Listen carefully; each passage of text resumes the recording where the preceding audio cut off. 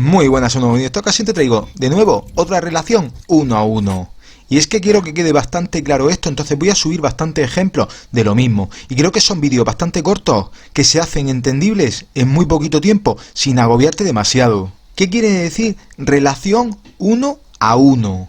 Y esto implica que a cada registro de una entidad le corresponde exactamente un registro de la otra entidad, y viceversa. Veamos un ejemplo. Vamos a ver en este ejemplo una persona cómo se relaciona con un DNI. Una persona debe de tener un DNI.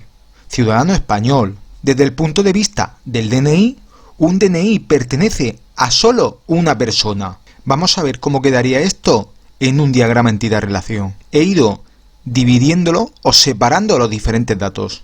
Podremos decir entonces que una persona debe de tener un DNI. Si nos dirigimos hacia la derecha, veremos que una persona tiene un DNI.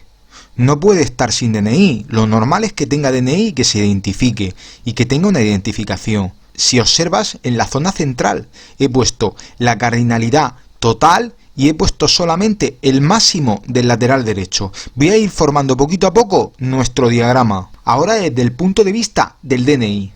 Vamos entonces para la izquierda y diremos que un DNI pertenece a una sola persona. Por lo normal es que un DNI pertenezca a una sola persona, por lo menos aquí en España.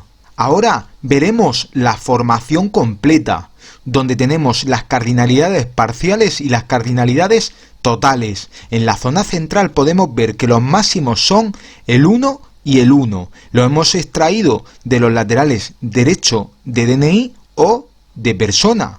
De ahí hemos extraído los máximos que han ido a la zona del centro. Veamos nuestro ejemplo práctico con las entidades y atributos que se han transformado. Las entidades se han transformado en una tabla persona y en una tabla DNI. Para poder identificar a la persona hemos elegido un ID persona, que será nuestra clave primaria, y también tenemos nombre y apellido.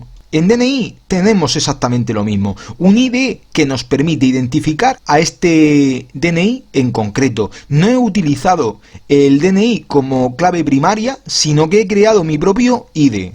Finalmente tendríamos otros atributos como número de DNI o fecha de emisión, que me permite aún más diferenciar el DNI. Si yo quisiera crear las tablas en la base de datos, que ya lo hemos visto anteriormente en MySQL, pues simplemente utilizaríamos nuestra sentencia create table y crearíamos la tabla persona y la tabla DNI. Si observas bien, la tabla DNI lleva una clave foránea hacia persona, que me permite referenciar el ID de DNI con la persona, en este caso haciendo referencia a la tabla persona y en concreto a la clave primaria de la tabla persona. Y ya para terminar este vídeo hemos insertado los datos dentro de la tabla para hacer todavía más válido lo que hemos visto. ¿Cómo? Con un ID, un nombre, un apellido, en este caso unos valores que hemos ido insertando. Pero como ya decía, este tema ya lo hemos visto anteriormente en MySQL. Y esto es todo. Si te ha gustado el vídeo, te animo a darle me gusta y a suscribirte.